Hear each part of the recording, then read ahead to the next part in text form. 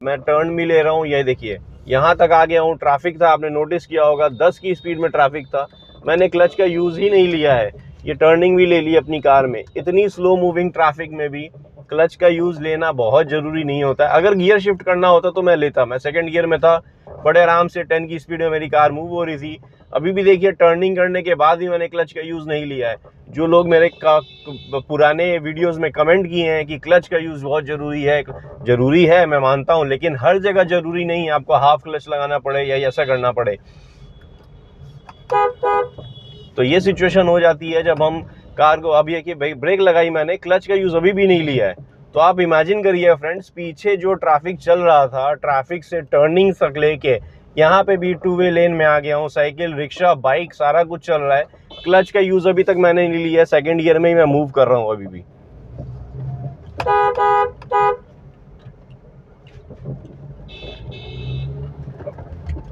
भाई पीछे से इनोवा मेरे को हॉर्न लगाए जा रही है, बहुत ही ज़्यादा इमरजेंसी सिचुएशन है उनकी। मैं स्पेस दे दूंगा उनको, कंडीशन मिलते ही मैं स्पेस दे दूंगा कार में, और सिचुएशन देखूंगा फिर उसके साथ अकॉर्डिंगली मैं उनको स्पेस दे दूंगा, क्योंकि मे भी इमरजेंसी है उनको जो हॉर्न लगा रहे हैं मेरे को कॉन्टीन्यूअस। अभी यहाँ सिचुएशन देखिए, कार टर्न ले रही है, क्लच का यूज़ लेना पड़ा मेरे को क्योंकि एकदम से स्पेस नहीं थी मेरे पास में। अभी मैं हल्का सा लेफ्ट जाऊंगा और उन्हें स्पेस दे देता हूँ उनको।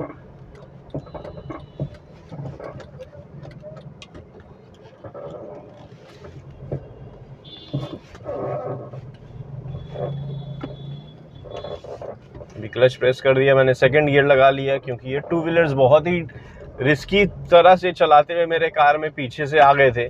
तो कंट्रोल किया मैंने और लेफ्ट ले ली कार अपनी। अभी यहाँ सिचुएशन समझिए फ्रेंड्स, यहाँ पे आगे 2 वे रोड है, यहाँ क्लच का यूज़, ये देखिए रिक्शा रुका हुआ है, मेरे को क्लच का यूज़ समझ के करना होगा।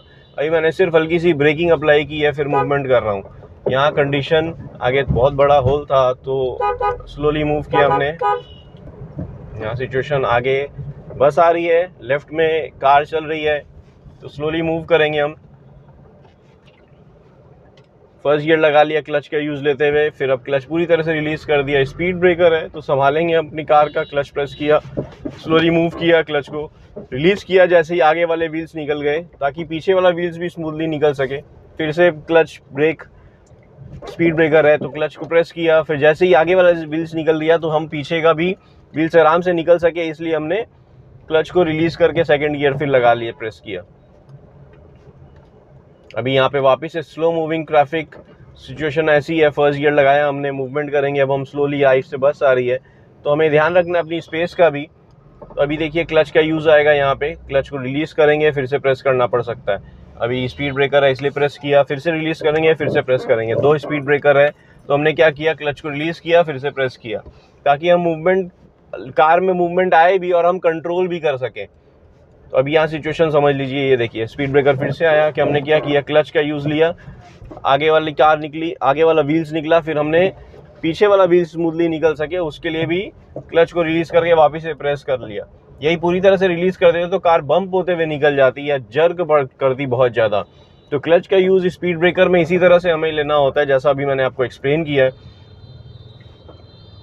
तो फ्रेंड्स, किसी भी सिचुएशन में अगर आप ड्राइव करेंगे, कहीं पे भी आप कार अपनी लेके जाएंगे, तो आपने ये समझना है कि सिचुएशन आपने की किस तरह से आपका ब्रेकिंग, क्लच और एक्सीलेटर का यूज़ होने वाला। भी देखिए यहाँ पे मैंने बिल्कुल भी क्लच का यूज़ नहीं लिया है, यही मैं एक्सप्लेन करना चाह रहा हूँ फ्रेंड्स। कितनी भी ट्रैफिक में सिचुएशन हो जाए, ये देखिए जरूरी नहीं है कि आपको क्लच का यूज़, एकदम स्लो कल चल रही है, अब मैंने क्लच का यूज़ लिया क्योंकि मेरे को फर्स्ट गियर लेना होगा, कार की स्पीड कम्प्लीटली स्टॉप।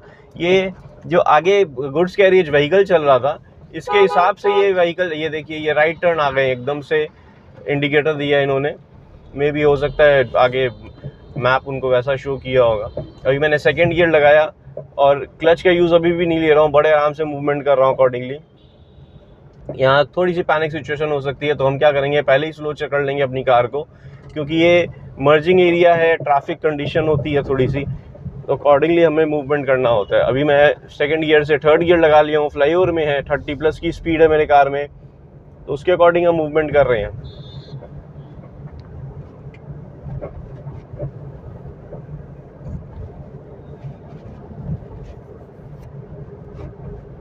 तो फ्रेंड, जैसे कि ये 2 वे रोड है, इसमें आपका ज़रूरी नहीं है कि आगे ट्रैफिक हो आपके हाथ में। जैसे अभी खाली रोड है तो मेरे को क्लच ब्रेक की ज़रूरत है ही नहीं, तो मैं क्या करूँगा, सिर्फ एक्सीलेटर को प्रेस करूँगा और रिलीज़ करूँगा।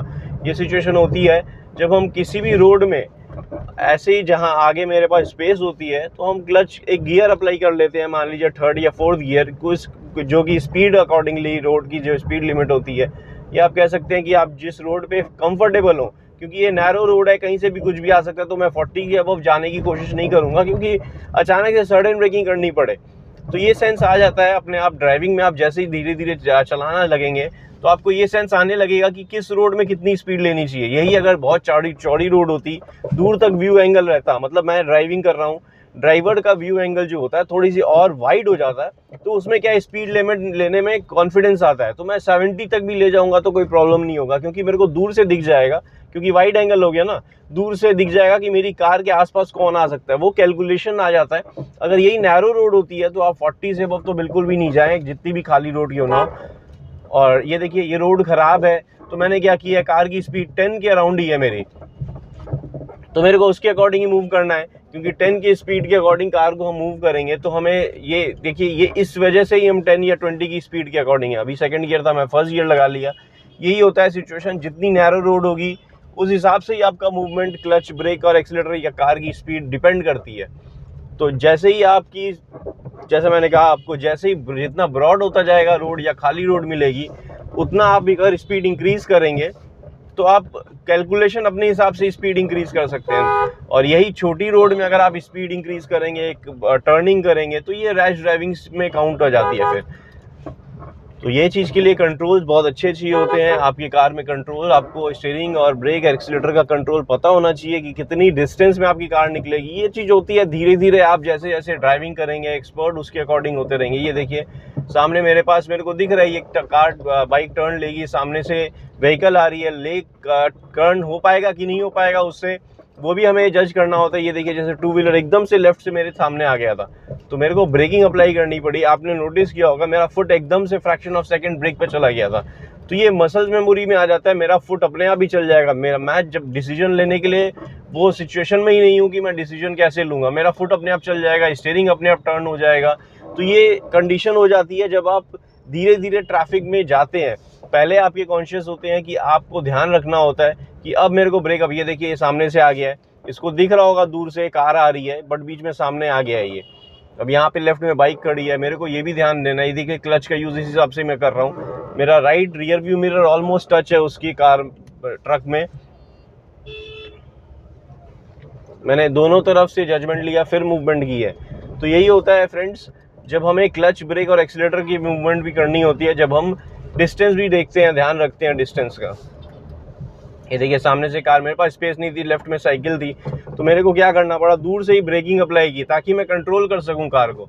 ये ड्राइविंग सेंस तभी आता है जब आप धीरे धीरे रोड में चलाना स्टार्ट करेंगे। लेकिन आपने पहले से ही आपने ध्यान रखना होगा कि आपकी कार की स्पीड आपने स्लो रखनी होगी। जितना स्लो रखेंगे, मान लीजिए 10 या 20 की स्पीड में, आपने डिस्टेंस, अपनी स्टीयरिंग का कंट्रोल, ब्रेक और क्लच एक्सीलेटर को कंट्रोल, ये सारा समझने में आपको टाइम लगेगा। तो इनिशियली जब आप ड्राइविंग सीख रहे होते हैं तभी होता है कि आप 6 मंथ्स 1 ईयर लग जाता है लोगों को एक्सपर्टीज, कोई भी चीज़ में एक्सपर्टीज होने में। क्योंकि ये देखिए इतनी सी जगह में कोई भी नया ड्राइवर नहीं निकाल पाएगा, उन्हें टाइम लगता है, ये सब चीज़ों को समझने में टाइम लगता है। अभी देखिए मैंने सिर्फ ब्रेकिंग अप्लाई की, 2nd गियर में है, ये व्हीकल निकल गई, 2 टोटो आ रहे थे, दोनों निकल गए, लेफ्ट में साइकिल थी, उसका डिस्टेंस देखते हुए मेरे को निकालना था। तो मैंने क्या किया, सिर्फ ब्रेकिंग अप्लाई की, कार स्लो हुई, फिर लेफ्ट जाके एकदम से राइट चला गया। अभी 1st गियर लगाया है मैंने। कंडीशन यही समझनी होती है कि हमारे डिस्टेंस कितनी है, कितने में ब्रेकिंग करनी है, कितने में हमें ब्रेकिंग रिलीज करके फिर एक्सीलेटर प्रेस करना है। ये एक दिन की चीज़ नहीं है, इसलिए मैं बार बार ये क्लच, ब्रेक और एक्सीलेटर की मूवमेंट या ऐसी सिचुएशन में ड्राइव करके दिखाता हूँ आपको, ताकि आप वीडियोस देख देख के, मेरे फुट मूवमेंट देख देख के समझ सकें कि क्या कंडीशन होती है और कितने डिस्टेंस में हमें ब्रेकिंग भी करनी है या एक्सीलेटर भी प्रेस करना है। तो एक्सीलेटर तो डिपेंड करता है ना फ्रेंड्स, ब्रेकिंग भी अब डिपेंड करती है कि आपकी कार में कितनी ब्रेकिंग लग रही है। अगर मैं बोल दूं कि आधे से ज़्यादा ब्रेक लगानी है आपने, तो हो सकता है आपकी नई ब्रेकिंग हो, ब्रेक शू घसे हुए नहीं हो, तो आप आधे से ज़्यादा ब्रेक लगाएंगे तो कार तो एकदम सडन ब्रेकिंग में रुक जाएगी।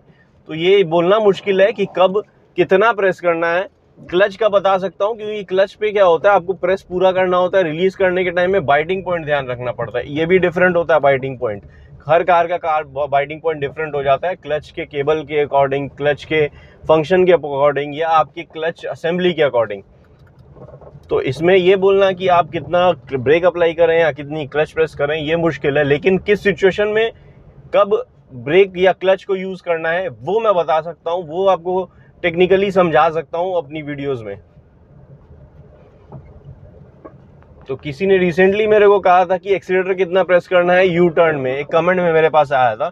यू टर्न में एक्सीलेटर की नीड ही नहीं पड़ती है, अगर आप स्लोली टर्न लेते हैं, अगर आपके पास वाइड एंगल जगह है तब तो आप 30 की स्पीड में भी यू टर्न ले सकते हैं, बहुत बड़ी जगह है, ग्राउंड है जैसे, 30 की स्पीड में भी आप टर्न करेंगे तो आपको एक्सीलेटर क्या ही जरूरत है। एक्सीलेटर रिलीज करना, हल्की सी प्रेस करके जब आप रिलीज करेंगे तो आपकी कार मूवमेंट में, मोमेंटम में रहती है, तो यू टर्न में कभी भी एक्सीलेटर की जरूरत ही नहीं पड़ती। जो आप हल्का सा मूवमेंट करना है उसके लिए आप क्लच को रिलीज करेंगे तो भी थोड़ा मूवमेंट हो जाएगा, फिर क्लच रोकना के लिए आपको क्लच प्रेस करना पड़ेगा। अभी देखिए ब्रेकिंग अप्लाई की मैंने, क्लच प्रेस कर दिया, आगे स्टॉप है सिचुएशन, फर्स्ट गियर लगाया है कार में, स्लोली मूव हो रहा है, क्लच को रिलीज किया, फिर से प्रेस किया, फिर से रिलीज किया, पूरी तरह से रिलीज कर दिया क्योंकि स्पेस हो गई है मेरे पास में। तो क्लच आपने नोटिस किया होगा पूरे अभी ड्राइव में जितनी भी सिचुएशन अराइज हुई, ट्रैफिक में ही चलाया हूँ, बहुत ज़्यादा बिजी ट्रैफिक भी था, ये देखिए अभी कितना बिजी ट्रैफिक है, फिर भी क्लच ब्रेक का यूज़ मैंने अकॉर्डिंगली ले रखा है। अभी यहाँ ग्रीन सिग्नल है लेकिन ये राइट जाएंगे ट्रक, तो उस वजह से पूरा कंप्लीटली स्टॉप हो रखा है ट्रैफिक।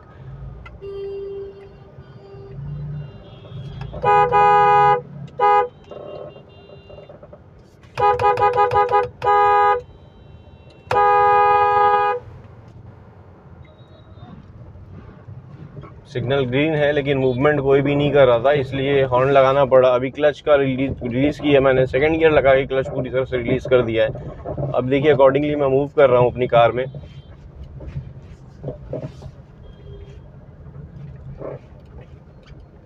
ये हल्की सी ब्रेक अप्लाई की क्योंकि स्लोप में थी कार मेरी, स्लोली आनी चाहिए थी नीचे, क्योंकि आगे रोड खराब है, गड्ढे हैं बहुत, बारिश के बाद जैसे हो जाता है यूजुअली गड्ढे पड़ जाते हैं बहुत ज़्यादा रोड पे, तो रोड बहुत ज़्यादा ख़राब है, तो उस वजह से क्या है हमें कार को बहुत स्लो रखना पड़ता है। तो उसमें क्या करेंगे, हम क्लच को पूरी तरह से रिलीज़ कर देंगे, एक्सीलेटर को कम प्रेस करेंगे या नहीं प्रेस करेंगे, मेरी कार उसी स्पीड के अकॉर्डिंग, उसी गियर के अकॉर्डिंग मूव होती रहेगी।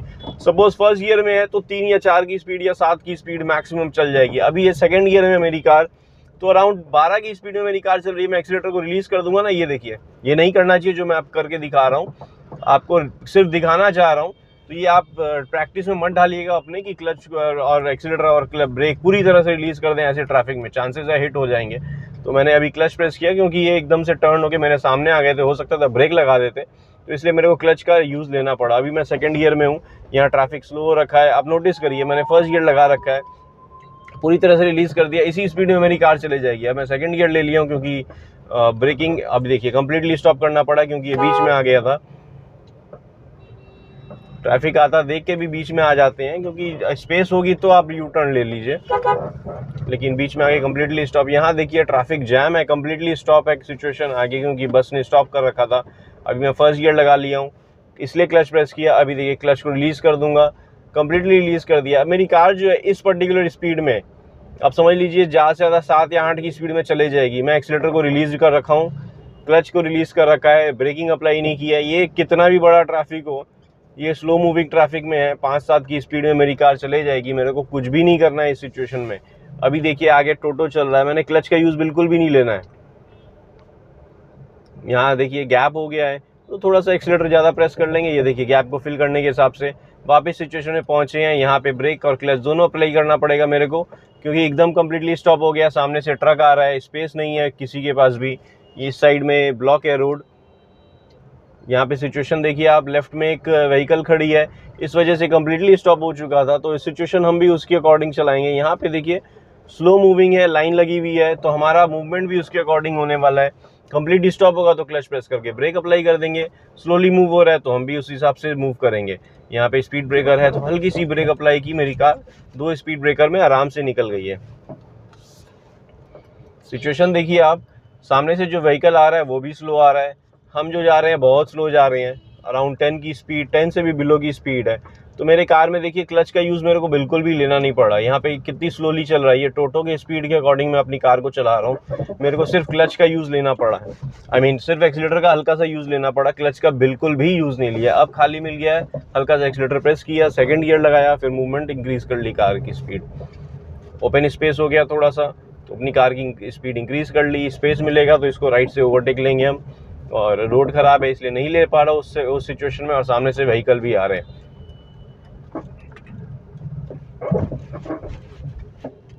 तो कंडीशन यही होती है फ्रेंड्स जब हम ट्रैफिक में चला रहे होते हैं। ये देखिए यहाँ पे ब्रेक लगानी पड़ी, सेकंड गियर में हूँ मैं, स्लोली मूव हो रहा था, तो क्या हुआ, क्लच अभी भी यूज़ नहीं लिया मैंने, क्योंकि बहुत जगह ऐसी होती है कि आपको हो सकता है क्लच लेना पड़े कार की स्पीड डाउन करने के बाद, या गियर शिफ्टिंग करने के टाइम में क्लच का यूज़ लेना पड़ता है। कार की स्पीड डाउन करते ही बहुत सिचुएशन ऐसी हो जाती है कि आपने गियर शिफ्टिंग करना पड़े या क्लच से कार को कंट्रोल करना पड़े, नहीं तो बंद पड़ जाएगी। तो इंजन बंद पड़ जाएगा तो आपको फिर से परेशानी होगी। क्लच का काम ही वही है। ये देखिए क्लच का यूज़ लिया मैंने, फर्स्ट गियर लगाया, क्योंकि ये टू व्हीलर एकदम बीच में आ गया था, स्पेस नहीं थी। ये देखिए ये दोनों बीच में आ गए हैं मेरे। पहले बाइक आई थी, बाइक की स्पेस हो गई, तो ये 800 बीच में आ गई थी, तो हल्का सा लेफ्ट गया हूँ मैं, फिर आगे मूवमेंट की है। ये सेकंड गियर लगा लिया मैंने, स्पेस रहती है तो क्या हम सेकंड गियर फर्स्ट से फटाफट लगा लेते हैं। हल्की सी मूवमेंट आते ही कार में, अराउंड 10 की स्पीड कार की होते ही, फिर साथ ही साथ हम सेकंड गियर लगा लेते हैं, क्योंकि स्पेस रहता है हमारे आगे। स्पेस रहने से क्या, हमें सेकंड गियर लगाना होता है, फिर अप शिफ्ट करना पड़ता है फटाफट, तो उस वजह से ही हम सेकंड गियर लगा लिए। लेकिन स्पेस तो है। अभी आप सिचुएशन देखिए कि मैं स्पीड ले नहीं सकता हूँ, तो मैं उसी गियर में चलाऊंगा, मैं अप गियर नहीं कर रहा हूँ। गियर तभी अप शिफ्ट करना चाहिए जब हमारे पास आगे स्पेस हो। तो अगर मैं फर्स्ट गियर में हूँ, सपोज मैं आगे बढ़ाता हूँ, अगर स्पेस नहीं है तो मैं सेकंड गियर नहीं करूँगा, फर्स्ट गियर में ही कार को मूव करता रहूँगा। तो फ्रेंड्स, जैसे कि ये बहुत बड़ी वीडियो होने वाली है, तो मैं बीच बीच में इसको कट करके 2 पार्ट में डालने वाला हूँ। तो अभी सिचुएशन देखिए, ये स्लो मूविंग आगे व्हीकल सारी, क्योंकि साइकिल भी आ रही है लेफ्ट से मेरे हाथ आगे। ये देखिए साइकिल आई, बाइक भी आ गई बीचों बीच। तो मैं क्या किया हूँ, मैं क्लच प्रेस कर दिया ताकि स्लोली मूव हो रहा था व्हीकल, मैं भी अपनी कार को स्लोली मूव कर सकूं। अभी यहाँ लेफ्ट में साइकिल है, राइट साइड से ये महिंद्रा बोलेरो पिकअप आ रहा था बीच में। तो मैंने क्या किया, हल्का सा लेफ्ट लिया, स्पेस बनाई साइकिल के लिए भी, और अकॉर्डिंगली फिर मैंने मूवमेंट किया। अभी यहाँ पे मेरे पास हल्का सा राइट से स्पेस है, तो मैं देखता हूँ राइट में अगर ओवरटेक ले सकें। ये 800 आगे बढ़ाती है तो ऑल्टो, सॉरी,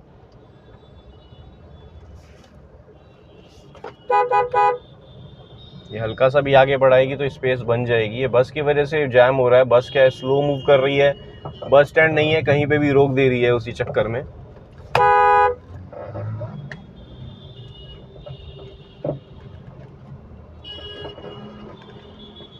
सामने से इनोवा क्रिस्टा आ रही है, तो हमने क्या किया, हम स्लो मूव करेंगे, स्पेस मिलेगी तो आगे बढ़ाएंगे। अभी यहाँ सिचुएशन देख लीजिए, स्लो मूविंग है। मैंने थर्ड गियर लगा लिया है, 30 की स्पीड आ गई थी। अभी स्लो डाउन करके वापस से डाउन शिफ्ट करना पड़ेगा। सेकंड गियर लगा लिया मैंने, क्योंकि स्पेस देखिए यहाँ पे स्पेस कम है। ये सिलेंडर लेफ्ट से सिलेंडर आ गया, तो मेरे पास स्पेस कम हो गई थी। तो मैंने क्या किया, कम्प्लीटली स्टॉप करना पड़ा मेरे को। हल्का सा राइट गया, वो फिर ओवरटेक ले लिया उसको। समझनी पड़ती है सिचुएशन, किस स्पीड में, किस गियर में हमें कार को मूव करना है और कितनी जगह चाहिए हमें मूवमेंट करने के लिए। अभी मैं 4th गियर लगा चुका हूँ, स्पेस दिख गई है मेरे को, थोड़ी सी स्पेस ओपन हो गई है। थोड़ा सा रफ सी ड्राइविंग करने के हिसाब से स्पीड इंक्रीज कर सकते हैं। तो आगे वाली व्हीकल को देखते हुए भी हम मूवमेंट करते हैं कि आगे स्पेस बन गई है तो हम अपनी कार को लेके निकल सकते हैं।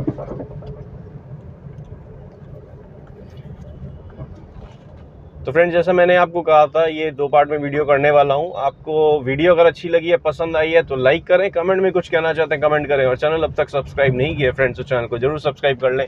Thank you friends, good day, drive safely and take care.